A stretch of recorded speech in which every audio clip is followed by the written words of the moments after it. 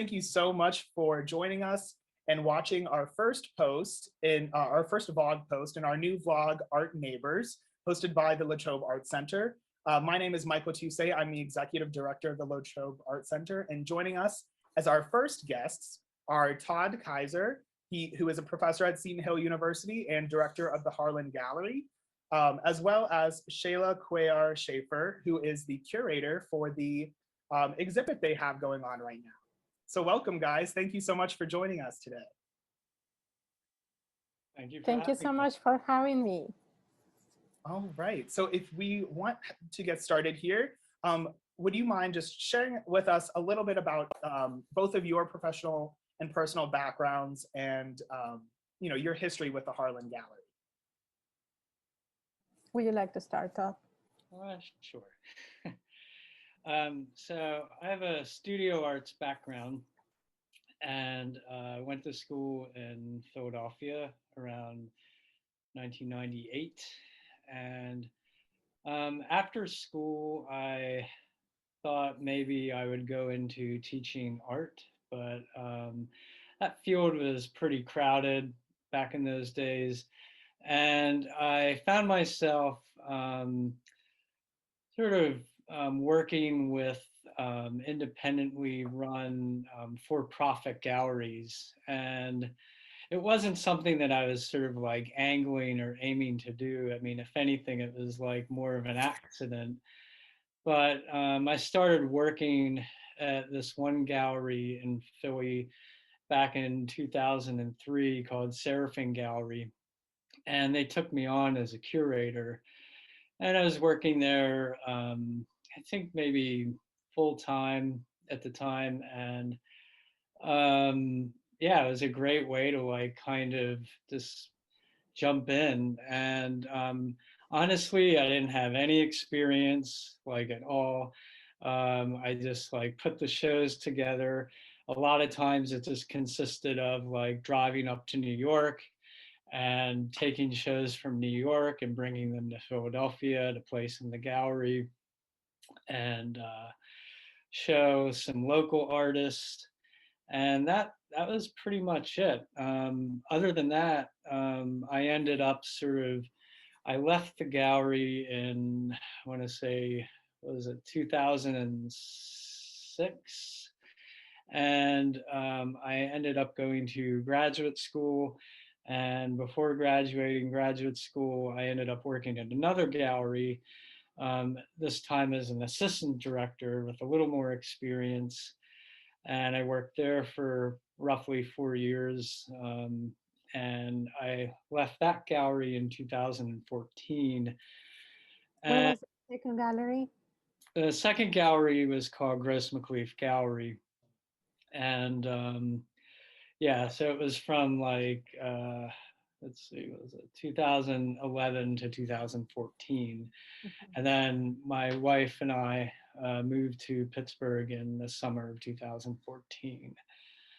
And I didn't start working for Seton Hill until 2017, teaching drawing and then later drawing in contemporary art and criticism. And it wasn't until like 2020 that I started the role of directorship with the Harlan Gallery. So how you compare, can I ask a question? Yes. Okay, how do you compare your experience working for the galleries that is like for-profit galleries that sell the work and that it's more like a commercial gallery than working for an educational institution? There's some educational components, like you might have to talk to a client or a collector about like the work, you know, so you might be tasked to just talk about like an artist's work, not with the purpose, there is an educational aspect to it, but it also has to do with like wanting to like make a sale. So there's always that other like extra thing with it. But yeah, I mean, I think that they tend to be pretty different environments. So, okay, what do you think let's see, it influenced the most, like to you, and or changed for you of what you thought it will be, it's to be a curator when you started, when you first started, like at that gallery, when, Mm. and then after you, yeah, quit that? Do you think that you had like some preconceived ideas that were like totally wrong, or they just confirm what you thought about having that type of job? To be honest with you, when I was in art school, there weren't that many people that I was in contact with that were thinking about doing any kind of like gallery or curatorial museum work at all. And honestly, like most of the conversation was getting into like graduate school so that you could get a teaching job at that time. So I didn't know any curators. I didn't know any museum people.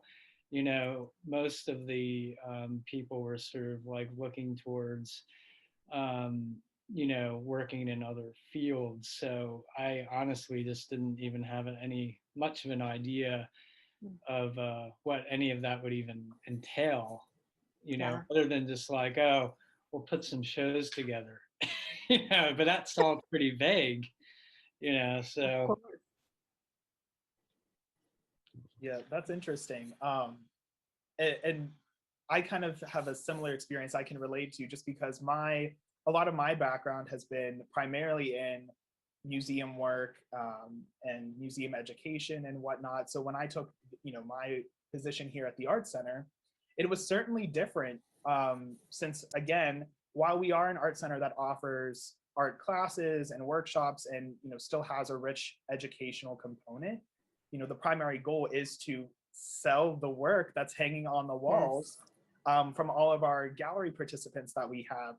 And that's interesting. So when we do a gallery change, and take down older works and replace them with newer works from our gallery participants, we still hang the works in a way that maybe works well for that particular piece. But the whole concept of using all of the works to tell some kind of story, or to the works as a whole aren't really communicating with each other like they would in like a museum, and you're not trying to convey some sort of message to the public in the same way. So it's definitely interesting, just kind of balancing the different priorities, between selling the pieces and also educating people about art and about the individual pieces and whatnot. So it's interesting. Very much. I wonder, well, now that you have this role, congratulations, by the way. Oh, thank you. And what do you see that people in this area gravitate to, like landscapes or representational in any other way, like portraits, abstract? What do you see? At least just with my short time, at the Art Center, How I long have has it been? seen, Just like a month, or a few yeah, months? just a little over a month. I started at the first week of January, basically. Mm-hmm. But yeah, even within that short amount of time, I have noticed people, gravitating a bit toward, more toward landscapes, some abstract art, but in general, any pieces that have, a really interesting, um, focus, I guess, which is kind of vague to say, but something that, pieces that have like maybe an interesting story that you really need to look and explore the piece to understand what you're even looking at. I do see a lot of people gravitate toward those kind of pieces a lot. As they find personal meaning in the piece, then they want to buy it, I suppose. And there are also some artists that have really fun work. There's an artist named Nora Thompson who shows a lot in our gallery, and she has lots of really fun pieces, I've seen her. with It's little adorable. creatures and Yeah. all sorts of Yes. things. And a lot of people enjoy her stuff as well.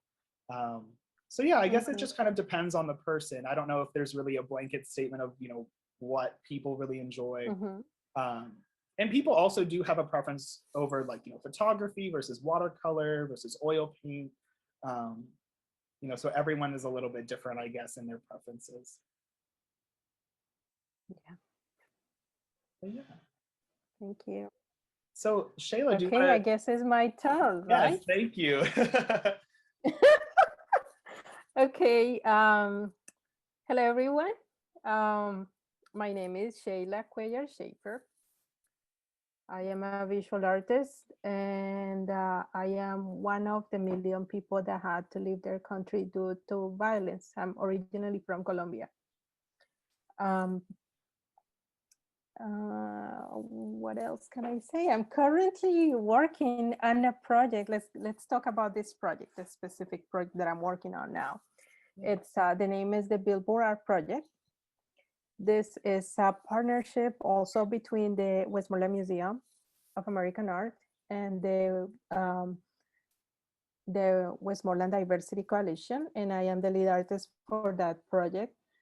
This is for the past few years, we saw that the community, and I saw that the community has been very, very divided. So it was our idea to bring a positive message to the community. So we use the Westmoreland Diversity Coalition's slogan, "Make our difference our strength." Okay. And based on that, we put out a call. We selected 10 artists, and this is like a traveling exhibition around like galleries and educational institutions in Westmoreland County. And also we have about 20 billboards around Westmoreland County with these works. We have 10 artists. How they are Tina Williams Brewer, Alicia Wormsley, Amon Ray, Shane Pilster, Susanne Slavik, Ginger Brooks Takahashi, Edith Abeta, Fran Flaherty, and I'm missing two. There are two more. Dorian Brielle. Dorian. Mm-hmm. And let me see, who am I missing? I know I'm missing someone. Njuro Fees? Njuro? I'm pronouncing their name wrong. The painter? The figurative? Edith Abeta, Dorian Beryl, Tina Williams, Alejandro. Oh my goodness, how am I missing Alejandro? He's from, Alejandro is from Ecuador. So yes. Amazing. And, amazing. Yeah. And we have received a very positive, I mean, the community has been super happy. Many people have reached out to me, and they're very happy about the positive message and all the different interpretations that these artists, how they use this phrase and they work it into their creations. Yeah, I've seen, just driving in my commute to the art center and a bit around the community. I've seen several of the billboards, but I don't know if I've seen them all together outside of viewing them online a bit. So I'm certainly excited to see them all together and learn more about the whole project as a whole. And before we even get further into that, Sheila, what is your background artistically? In the arts. Tell us a little bit about your story there. Well, I am a painter. Okay, that's what I focus the most, and also some type of illustration or designs that I do where I use Precolumbian art and artifacts that are so much like part of my life. The word, these images I saw constantly when I was a child. represented in the jewelry you saw, like went to the museums. And so I wanted to do like a twist, like a modern twist to those images, and those, so that's how I create pre-Columbian images in a postmodern world. One of those images was selected, what was that, 2018, I believe, was selected to be part of the Amplifier Foundation's campaign, Power to the Polls. And one of the jurors was Shepard Fairey. So that was an exciting moment for me. And that's talking about the compositions. And talking about paintings, for the past, I would say like 6 years, my work changed. I used to work a lot, kind of like, I would say like abstractions, between abstractions and combining the human figure with zoomorphic type of figures too. And, but after seeing my community changing so much, I decided to address changes that I saw it, in society. So I started working like political commentary, and that body of work was named Candyland, the Land, Candyland. So that has been my work for the past 6 years, I would say. And of course, I use candy. I use still more representational anthropomorphic and zoomorphic figures combined with the candy. And just the idea behind it is, when you talk about the sugar-coated reality, like how things are presented, and how do people really evaluate what they are being told? Is that the actual truth, or do you really think about that, or you just receive all that information and you take it like, okay, that's the total truth of how things are? So yeah, that's it. Yeah, no, that's fascinating. Fascinating. Thank you. Thank you. So Todd, before we get into talking about the exhibit, the Billboard Art Project a little bit more, would you mind sharing with us just a bit about what what the Harlan Gallery is and where it's located, and just a little bit about the gallery's history and background? Sure. So the Harlan Gallery is located on the first floor of the Shoe Arts Building, and it's in the heart of downtown Greensburg. And this is located on the corner of Route 30 and West Otterman Street. And the gallery was designed by a Boston-based firm called Design Lab Architects. And what the gallery offers is a sleek and sophisticated update of a modern gallery space, allowing for 3 open modular galleries inside the total space. And these walls that demarcate the gallery, they can be moved around, usually towards the windows, to create even a larger space. And the gallery basically is there to offer a professional gallery space for the Seton Hill art students, as well as non-art students. We do a number of interdepartmental exchanges, specifically with the sociology department. Dr. James Perrick is the director of the National Catholic Center for the Holocaust, and we've been working with him for a number of years. And we also work with the art history department, and they have a Women in Art exhibition, and that takes place every 2 years. And that's headed by,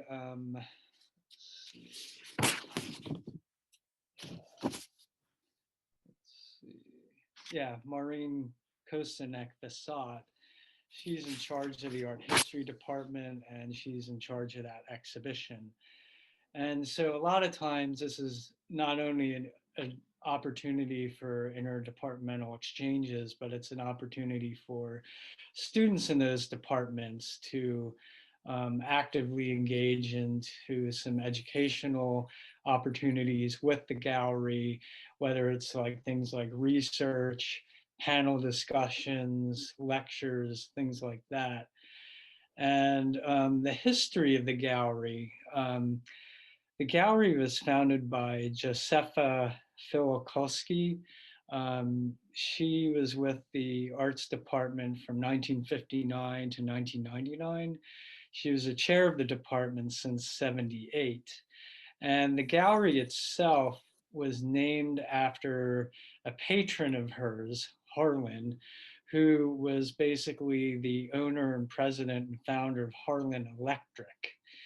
And Harlan Electric, I think, is originally from Michigan.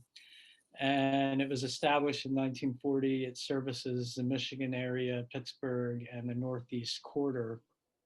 And Carol Broad was a previous director before I came on, and she was there for, I would guess to say about 3 to 4 decades. Prior to that, directorship of the gallery was sort of, on a kind of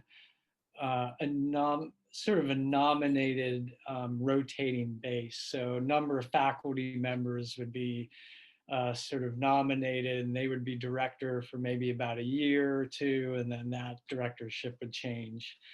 So yeah, I think that covers it all. Yeah, thank you for that. And I really in addition to the modular components of the gallery, which I'm sure are really effective for different things, I really am happy to hear, pleased to hear about all of the different collaboration efforts and opportunities that the gallery partakes in, between different departments and whatnot. I love hearing about different collaborations like that. So I'm sure that allows you guys to do some really unique and interesting programming, like the exhibition that you had talked about with the art history department and whatnot. And with that said, have there been any other recent exhibits or programs at the gallery since your start that you have been really excited about, or anyone might be interested in hearing a little bit about? Yeah, sure. Recently, we had a series of photographs from the Knight collection, the Harry Knight collection, and they were basically collected by our archives department at Seton Hill University. And they, like I had said earlier, there was this lecture that was sort of, we had these two really excellent art history students, Phoebe Walzenick and Hannah Vincent. And they basically led the charge in presenting, I think it was like 6 presentations, 6 lectures every Friday night. And it was basically going through like the images of like, the photographs and pairing them with what was going on with the art at the time and the culture and the history of Germany, and sort of giving them like real critical context. And they did like an amazing job. I would say that we have a show coming up in March, which is called Identity, the American Experience, Art, Race, Gender, and Sexual Orientation. And we'll be featuring work by Elise Michaud. And she is the director of leadership and student involvement at Seton Hill University. And she made a number of video pieces. There were 5 videos that we showed at our last show in the fall called Quarantine Created. And they were all dealing with like, the complex issues of race in America, and even more than that, just sort of like, trying to like even talk about like, the humanity that like gets sort of not discussed enough, with like, people that are being attacked and things like this. And the videos are just like amazing. You know, and of course she has a background in communications and English literature. And the way she communicated these ideas was just fantastic. So we're going to be showing her work again this March. So I'm really excited about that.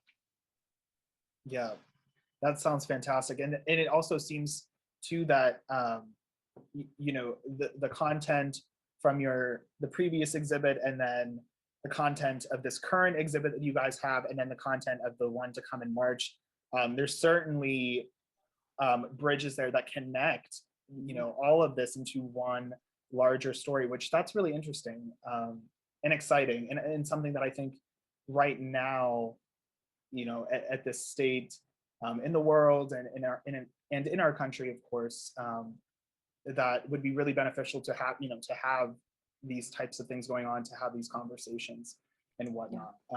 So with that said, let's talk a bit more now about the current exhibit at the Harlan Gallery, which is the Billboard Art Project exhibit.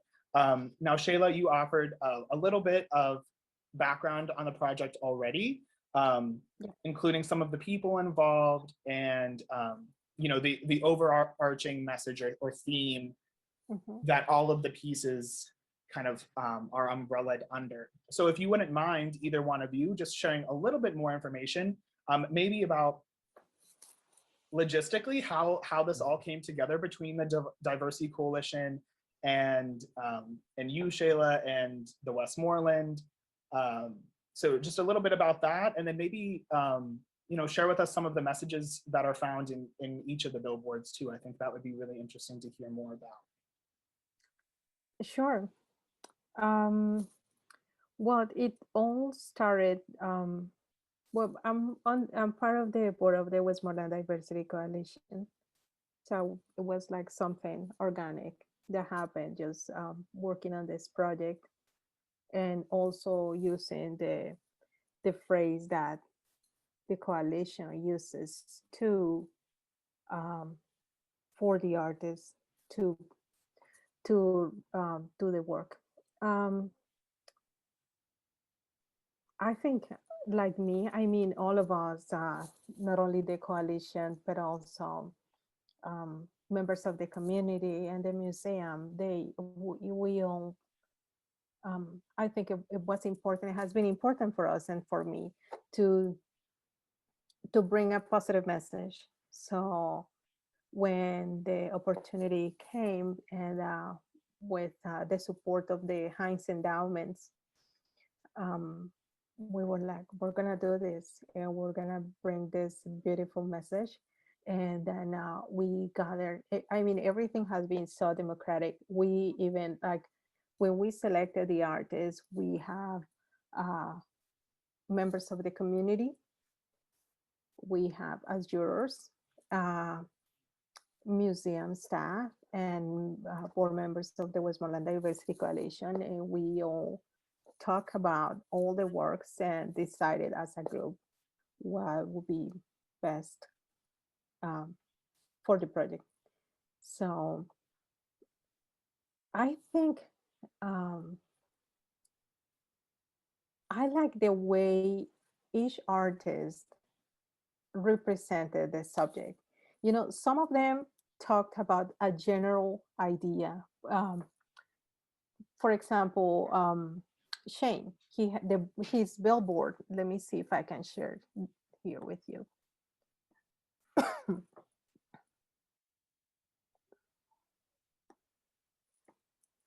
Let me see.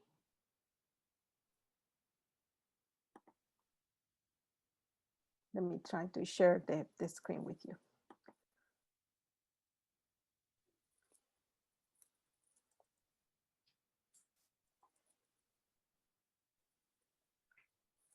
Or let's go over their work. Okay, okay. Okay, I cannot share the screen. Okay, but for example, Shane, he used the word, he played with the words community and unity. So they are kind of divided by using like a capital and unity and the type of font that he used, the colors and all that. But it's just that idea of that you the community need to be united to feel it that way. So and I think in general, we humans have that need of community, right? You always want to um, you always want to know who is near you, that you can count on people. So that was a neat idea. Now, if we're um, thinking, for example, about Edith Abeyta's project, um, she met with the Westmoreland Blind Association people for several times, like every 2 weeks, she will visit them and she will talk to them. And they open up to her, and they, in many instances, they said that they felt invisible. And when we talk about like disadvantage and the small portions of the population that live like that, we tend to talk about immigrants like myself or the Black community, or, but how we hardly talk about them, right? Mhm. And that was something that I thought it was very important, because I just see it was they were like overlooked.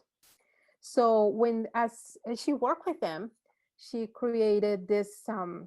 They lent her some of their clothes, and so she went and found clothes that were similar to the clothes that they would wear, right? And created these puppets, like a two-dimensional puppets, and based on pictures that she took of them. And that's the work that we have now, right now at the gallery. And then she created like a photograph, and she worked with those images for the billboard. So see, and just to see how each of them focused in something like what they thought it was important to portray about this phrase, make a difference our strengths. I think that's profound. Absolutely. Absolutely. Yeah. Thank you so much for sharing some of that.